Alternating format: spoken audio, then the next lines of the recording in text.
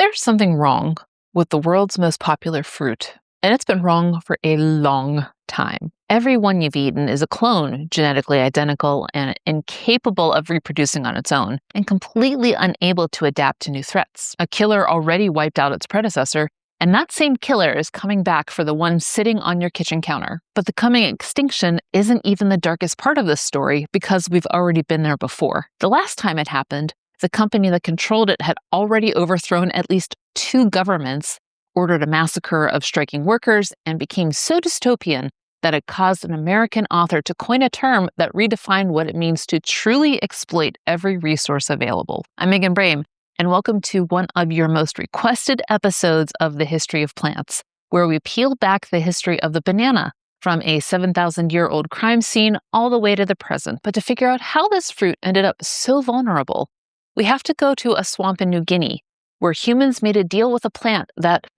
neither side can get out of.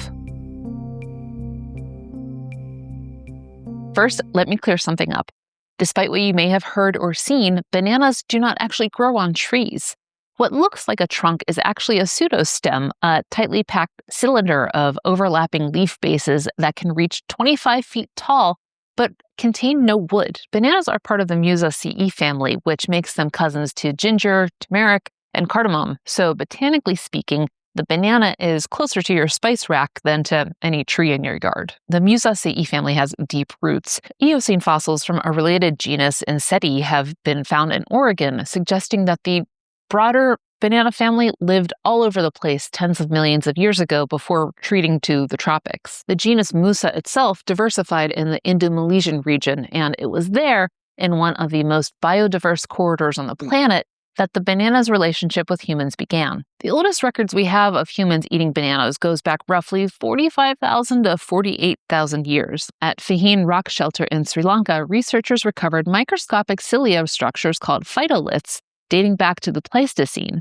But earliest direct evidence of cultivation comes from Cook Swamp, an archaeological site in the highlands of Papua New Guinea. Researchers again found phytoliths along with starch grains identified as Musa acuminata subspecies banksii that date back approximately 7,000 years, placing banana cultivation around the same time as the earliest wheat and barley cultivation we currently know about in the Fertile Crescent. However, if you've never seen a wild banana, you might think it was another fruit entirely, which it kind of was, in a way. The original versions were full of hard, dark seeds that were barely edible, essentially like biting into a fruit and hitting what feels like buckshot.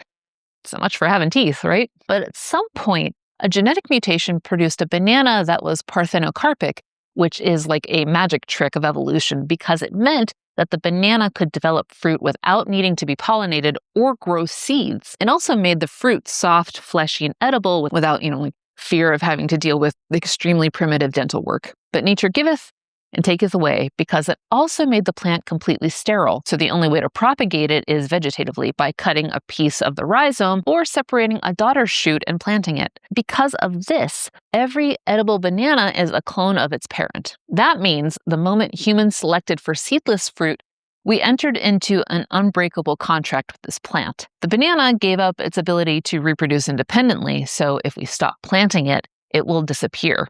And that mutual dependency has held strong for over 70 centuries.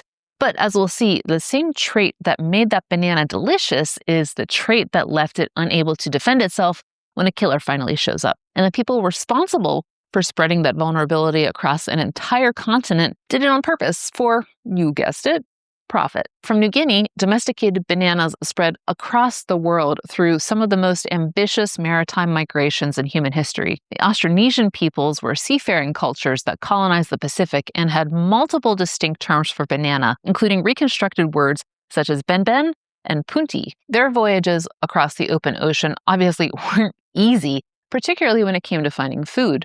So they'd load their canoes with over 30 species of plants researchers call canoe plants that would be used to sustain them on their journeys and often would be planted on whatever settlements were established on these new islands. The alocasia was another canoe plant with a crazy history, so check out that History of Plants episode after this. We think bananas reached South Asia around 6,000 years ago. Ancient Sanskrit texts reference the fruit, and both Theophrastus and frequent History of Plants guest feature Pliny the Elder described bananas based on accounts from Alexander the Great's Indian campaign around 327 BCE. From South Asia, they traveled west along Indian Ocean trade routes to East Africa, arriving around 3,000 years ago. The Arabic word for banana, mauz, appears in texts over 1,000 years old carried by Arab traders who spread the fruit across the Middle East and North Africa. From East Africa, bananas moved west across the continent, becoming a dietary staple in Central and West Africa. And here's the thing about this plant that sets it apart from almost anything else I've covered on this channel. Everywhere the banana arrived, people independently concluded that it was connected to the divine. In Hindu traditions, the banana is associated with Lord Vishnu and Lord Ganesha, and its leaves are often used as sacred offering plates in many Hindu ceremonies. In some South Indian traditions, the banana plant itself is worshipped as a goddess. Thousands of miles away in Hawaii, the banana maya was associated with Kanaloa, one of the 4 major Hawaiian deities, and certain varieties were considered so sacred to the male gods that women were forbidden to eat them under the kapu system of sacred prohibitions. These 2 cultures were separated by an entire ocean,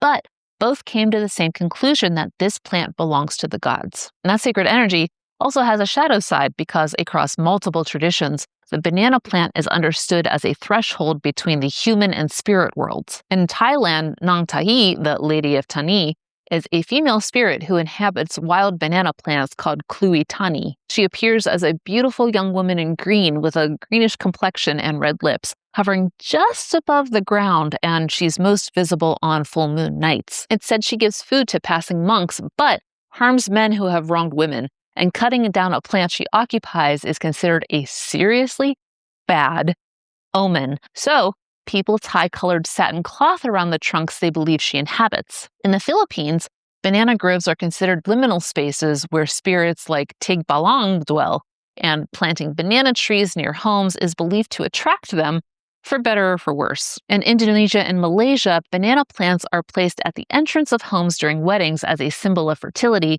and abundance for the new couple. And in several West African traditions, banana plants are specifically planted near graves and sacred sites to honor and communicate with ancestral spirits. Same plant, planted at thresholds everywhere, doorways, gravesides, sacred spaces, all marking a boundary between one world and the next. Beyond the spiritual, the banana became so fundamental to daily survival in parts of Africa that the line between the plant and the greater concept of food itself dissolved. In Uganda, the national dish matoke is made from green bananas, and the word itself has become synonymous with food in Luganda. Banana beer uwagwa in Rwanda and mibige in Tanzania are brewed for social ceremonies, rites of passage, and ancestral offerings. Even poets felt the pull.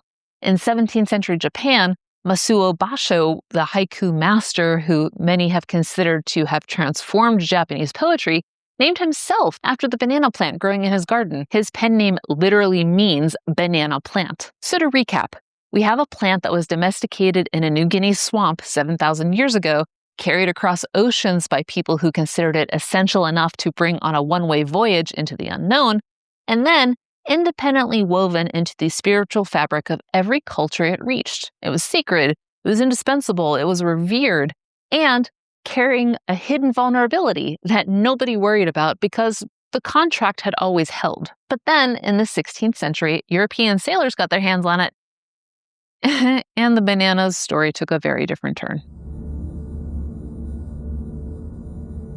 Portuguese sailor brought the banana to the Americas in the early 16th century, first to the Caribbean, and then through Central and South America. For roughly 350 years, it remained just like a regional crop, grown and eaten locally, largely unknown to North Americans. Plantains were introduced into the U.S. market via New York City in 1804, but they were more sold as a novelty food than like a serious commodity that the banana became. Meanwhile, in 1829, an Englishman named Charles Telfair shipped banana plants from the island of Mauritius to England, where they eventually passed into the hands of William Cavendish, Duke of Devonshire, who grew them in his private greenhouse. The cultivar that he grew was formally recognized in 1836 and named after the Duke.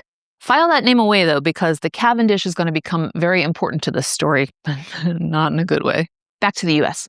In 1870, Sea Captain Lorenzo Dow Baker became the first to see the potential gold mine of the banana trade, importing bunches from Jamaica to Boston and then selling them at a 1,000% profit. Americans loved them because of their taste, yeah, but also because of their value. In 1913, 25 cents, equivalent to about $8.41 today, was the going rate for 2 apples, which is insane by today's standards, yes. However, you could skip the pair of apples and get a dozen bananas instead, which was a way better deal, even though we're talking about an imported food versus something grown right in your own state. 3 years after Baker's first shipment, railroad tycoons Henry Meigs and his nephew, Minor C. Keith, started planting bananas to feed their workers as they built rail lines across Costa Rica. Word got back to them about the export potential these bananas had, so they pivoted their business. Keith founded the Tropical Trading and Transport Company in the mid-1870s, and in 1899, it merged with Andrew Preston's Boston Fruit Company to form the United Fruit Company, which you probably know as Chiquita Brands International. By the 1900s, banana imports had ballooned to 6.4 million, which is roughly $240 million today. And by 1910, that number had doubled again. Much of that growth was thanks to United Fruit, which would go on to control 80 to 90% of the American banana trade by the 1930s. The banana that fueled all of this was the Gros Michel, nicknamed Big Mike. It had a thick, resilient peel that could survive rough handling during shipping, and it was sweeter, creamier, and more aromatic than anything you'll find at the grocery store today. If you've ever noticed that the artificial banana flavor you'll find in things like popsicles or runts tastes nothing like an actual banana, hold that thought.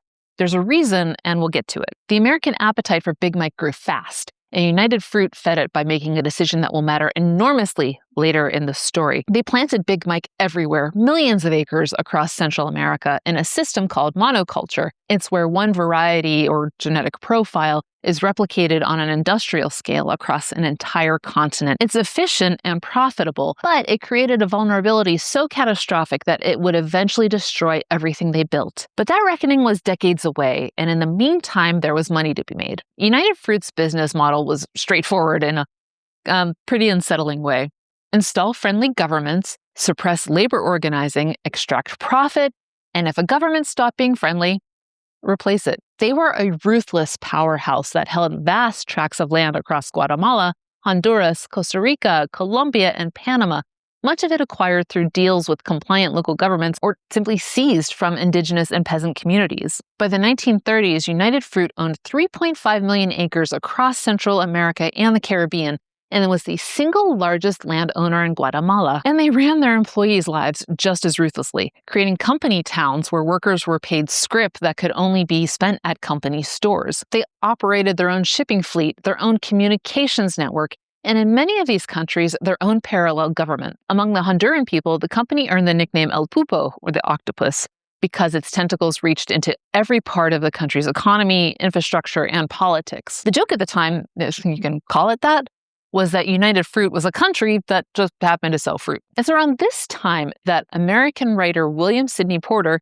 better known as O. Henry, became part of the story. In the late 1800s, Porter was actually wanted in the U.S. for embezzlement charges, so he headed down south to Honduras to hide out. He actually ended up returning after only 6 months, and in 1904 published Cabbages and Kings, which is a fictional chronicle of a country called Anchuria that was based on what he had seen during that time in Honduras. In Chapter 7, called The Admiral, Porter, or Henry, if you like, refers to Anchuria as a, quote, small maritime banana republic, which on the surface sounds nice enough. But then you dig deeper into the story, you'll see a bleak depiction of how ruthless capitalism, plutocracy, and wealth inequality can create unstable economic conditions for a country so dependent on exporting and exploiting its natural resources. And thus, the term Banana Republic was coined. Within 6 years, things were playing out almost exactly as Porter had written.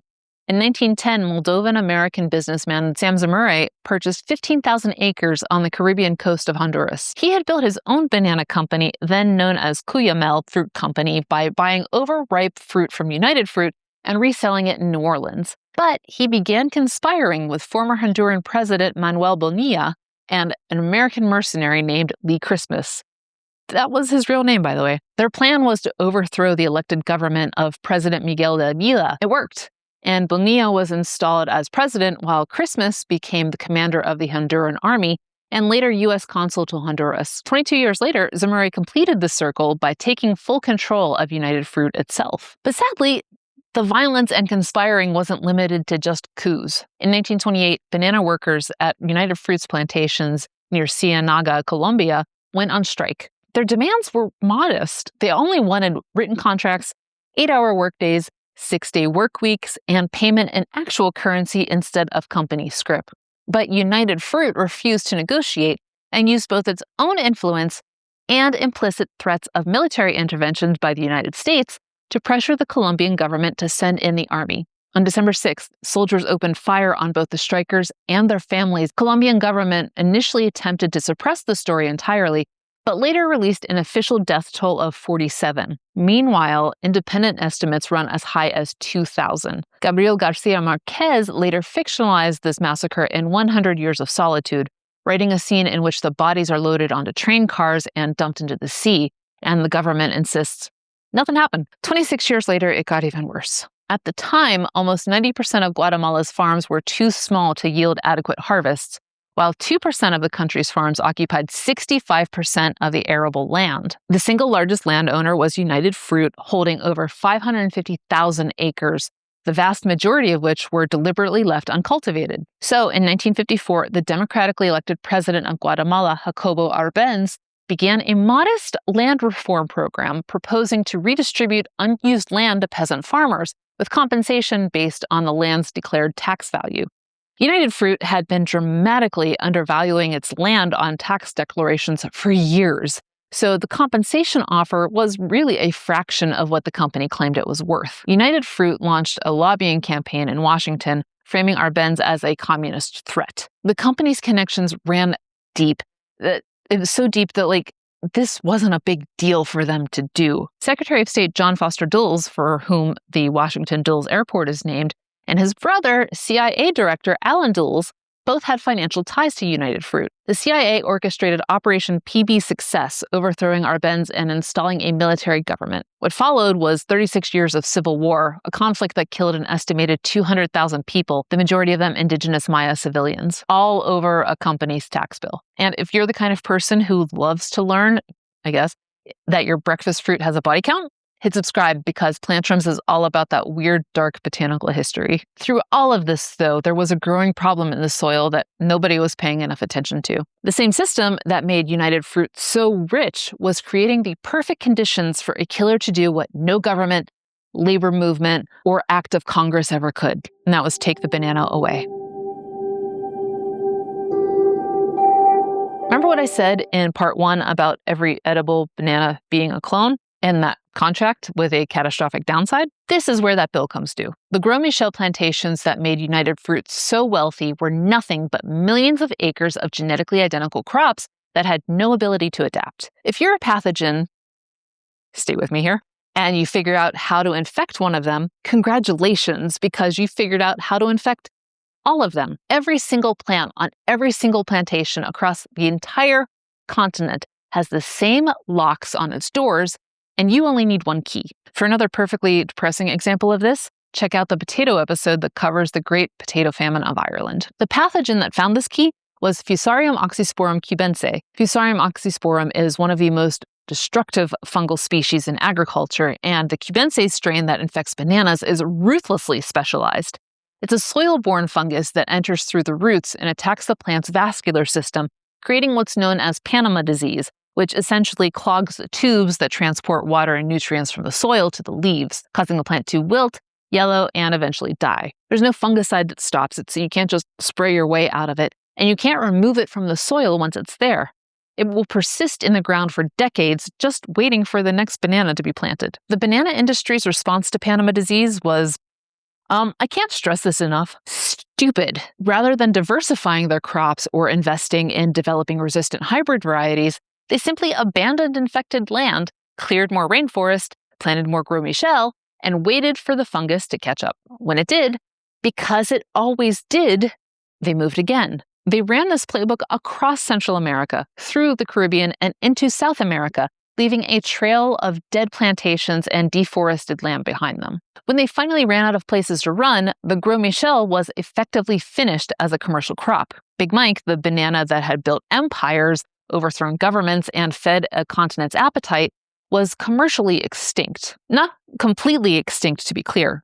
Commercially. And remember when we talked about the artificial banana flavoring in part 2? The reason artificial banana flavor tastes nothing like the banana you buy at the store is that the compound it's based on, isoamyl acetate, occurs in much higher concentrations in the Gros Michel than in the Cavendish. The banana your grandparents ate tasted closer to that artificial flavor than anything on the grocery store shelves today. That banana runt is the closest most people will ever get to tasting it. Now, the Cavendish happened to be resistant to this specific strain of Fusarium that killed the Gros Michel, a strain known as race 1. So the entire global banana industry pivoted to this single new clone. Same monoculture strategy though. This time it's just a different banana walking into the same trap. And the consequences of that are coming in part 4. But first, let's talk about what's actually inside the plant, because the banana's chemistry is really fascinating and surprisingly complex. You're probably pretty familiar with the nutritional profile. Bananas are rich in potassium along with vitamin B6, vitamin C, and dietary fiber. The potassium content is well established as supporting cardiovascular health by counteracting the effects of sodium and helping regulate blood pressure. And yes, bananas are radioactive. About 0.012% of that potassium in a banana is potassium-40, a naturally recurring radioactive isotope. Scientists even created an informal unit called the banana equivalent dose to help illustrate how small certain radiation exposures are. A single banana delivers roughly 0.1 microsieverts of radiation, which sounds scary, but you'd need to eat around 10 million bananas in one sitting for it to be lethal. And even that math doesn't hold up because your body maintains potassium homeostasis, meaning your kidneys are going to flush out that extra potassium as fast as you take it in. So eating a banana doesn't actually increase your body's radiation. Your body was already radioactive before you peeled it. Banana pulp contains biogenic amines, which are like chemical transmitters in the human body that act as neurotransmitters and hormones. Bananas specifically have roughly 28 micrograms of serotonin per gram, dopamine at about 7.9 micrograms per gram, and norepinephrine at about 1.9 micrograms per gram. The dopamine content actually increases as the fruit ripens, but before anyone runs with this as like the next green health grift, banana-derived dopamine does not cross the blood-brain barrier when consumed orally.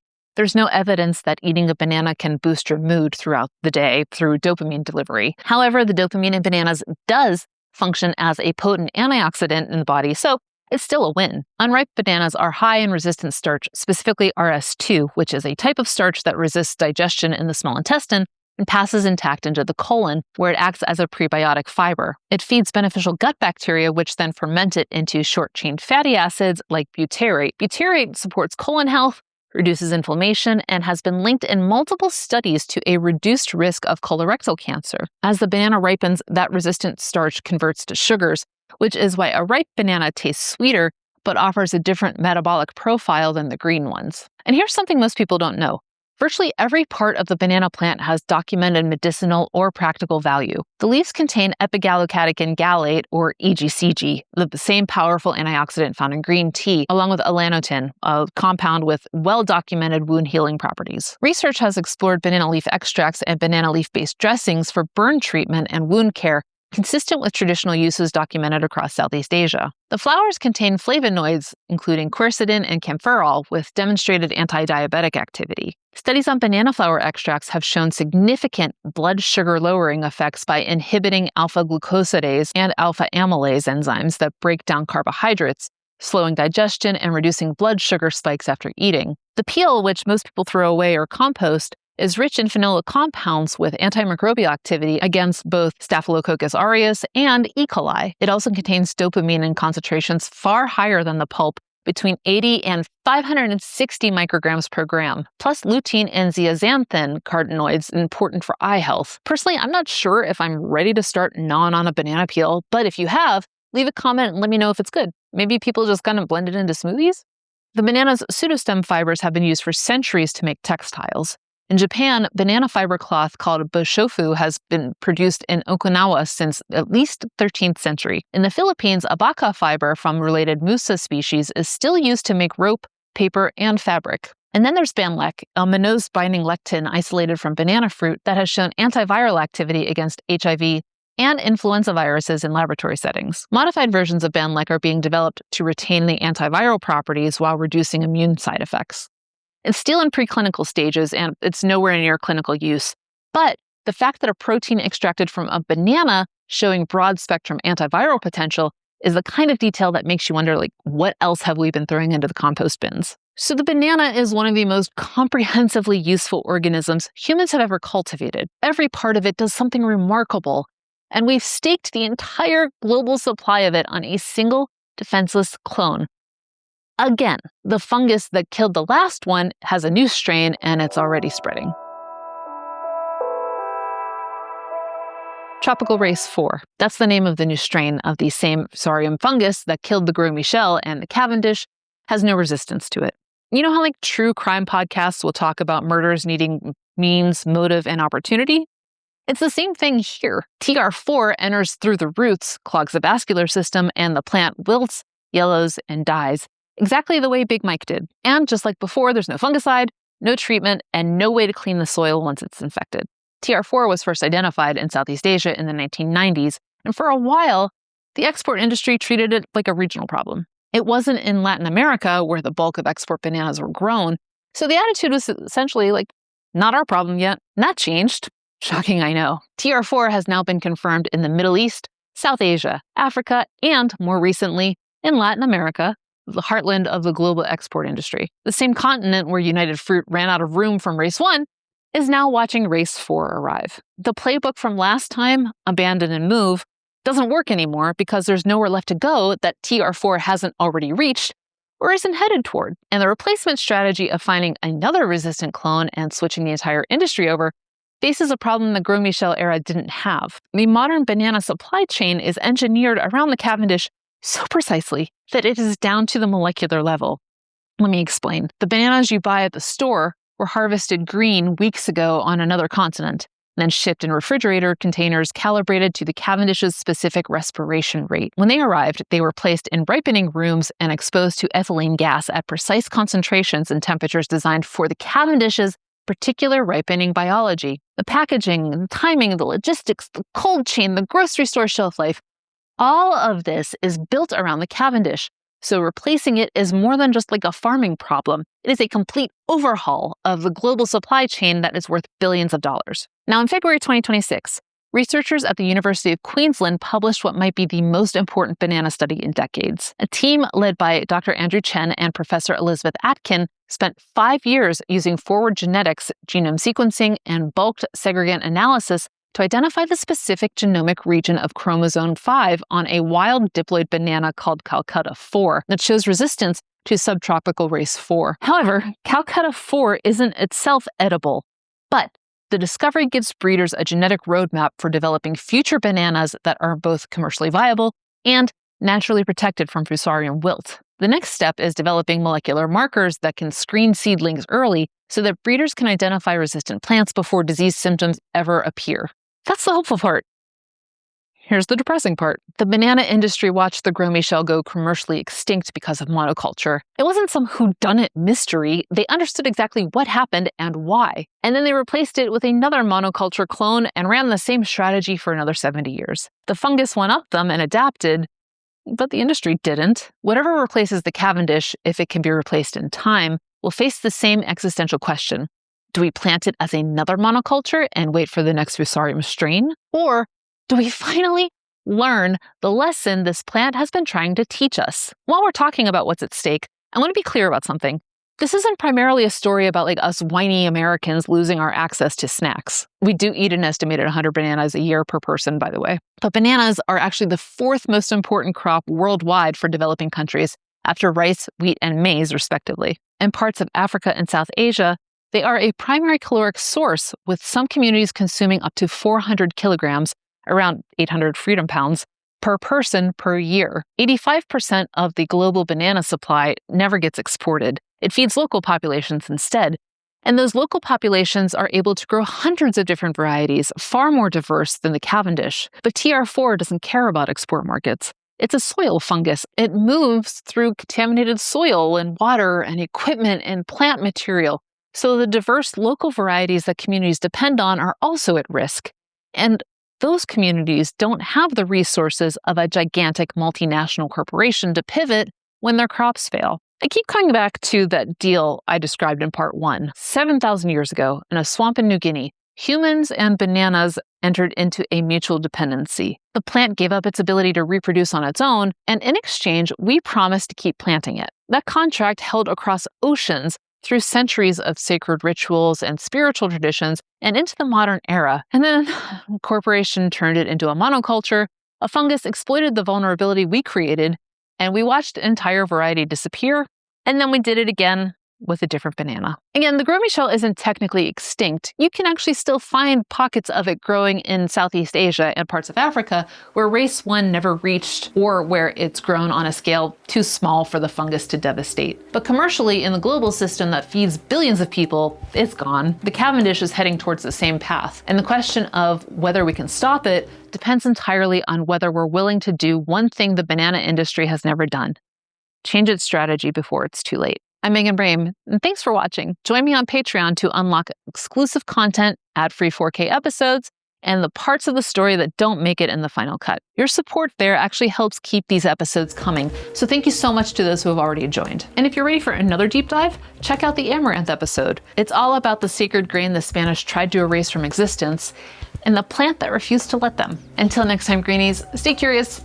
and don't forget to flourish.